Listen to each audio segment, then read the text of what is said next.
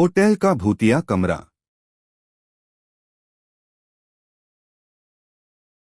यह कहानी है एक होटल का भूतिया कमरे के बारे में। इस कहानी में राजू नाम का लड़का है जो कि सरकारी नौकरी करना चाहता है, पर उसके घर की स्थिति ठीक नहीं होने के कारण उसे पैसे कमाने के लिए काम की भी तलाश थी। इस कारण वो एक ऐसी नौकरी ढूंढता है जहां उसे रात में काम करना पड़े और दिन में उसकी पढ़ाई भी हो जाए। कुछ समय बाद राजू को एक होटल में सफाई करने का काम मिल गया।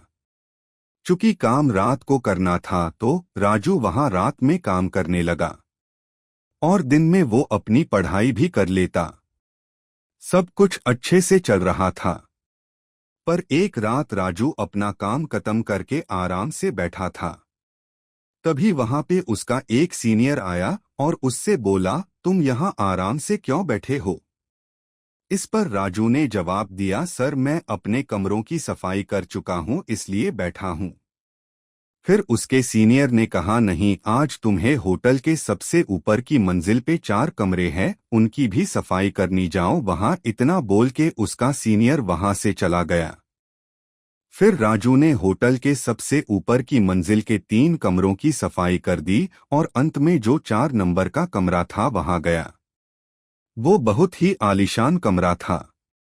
इतना खूबसूरत कमरा राजू देख के उसे देखता ही रह गया। अभी तक किसी ने भी राजू को इस कमरे की खूबसूरती के बारे में नहीं बताया था। राजू ने थोड़ा ध्यान दिया तो उसने पाया कि ये कमरा तो पहले से ही साफ है, मगर फिर भी उसे वहां सफाई तो करनी ही थी। इसलिए वो वहां की चीजों को बड़े आराम से साफ करके उसके स्थान पे रखता जा रहा था। कुछ देर बाद राजू को ऐसा लगा उसके पीछे कोई खड़ा है।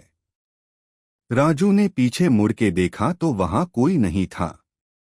राजू ने सोचा ऐसा वो कई रातों से काम कर रहा है और दिन में नहीं सो पाता, ऐसा इसलिए हो रहा है। और वो वापस अपने काम में लग गया।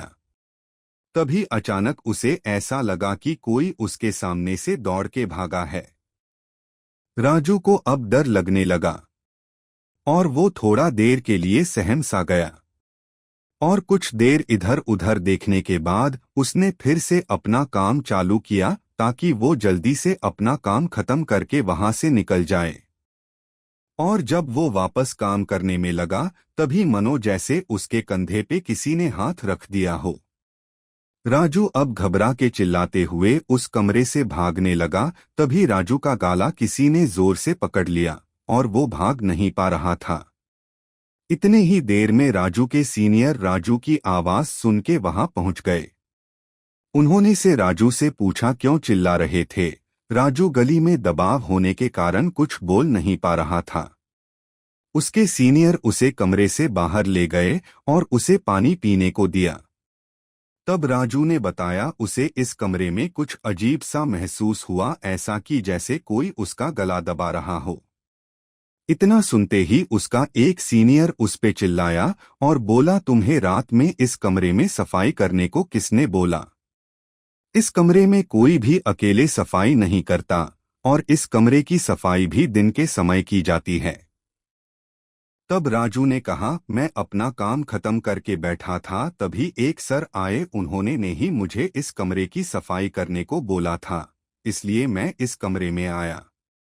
यह कहानी है होटल का भूतिया कमरा के बारे में। इतना सुनते ही जितने भी लोग उस होटल में काम करते थे सभी को राजू के सामने लाया गया ताकि राजू उसे पहचान सके कि किसने उसे ऊपर वाले कमरे में काम करने भेजा। फिर वहां जितने भी लोग थे राजू ने सबको देखा पर उनमें से कोई नहीं था। तब उन लोगों ने वहां जितने स्टाफ काम करते थे उन सारे स्टाफ की इमेज राजू की दिखाई। तब राजू ने उनमें से एक को देख के बोला कि इन्होंने ही मुझे वहां सफाई करने भेजा था। इतना सुनते ही सारे लोग डर गए, क्योंकि राजू ने जिसकी इमेज दिखाई उस स्टाफ की मौत 1 महीने पहले ही उसकी कमरे में सफाई से दौरान हुई थी। फिर राजू के सीनियर ने उस कमरे के बारे में राजू को बताया कि वह कमरा इस होटल का भूतिया कमरा है। करीब 1 साल पहले वहां पे पति पत्नी रुके थे। और रात में पति ने ही अपनी पत्नी की हत्या कर दी। उसके बाद से ही उस कमरे में जो भी काम करने जाता है उसे कुछ अजीब सा डरवाना महसूस होता है। ऐसे कई बार होने के बाद उस कमरे में रात के समय कोई नहीं जाता। और पिछले महीने जिस स्टाफ की मृत्यु उस होटल का भूतिया कमरा में हुई, वो भी वहां रात के समय पता नहीं क्यों बिना किसी को बताए अकेले ही काम करने चला गया था। ये सब सुन के राजू फिर दोबारा कभी भी उस कमरे में अकेले काम करने नहीं गया। Please like, share and subscribe.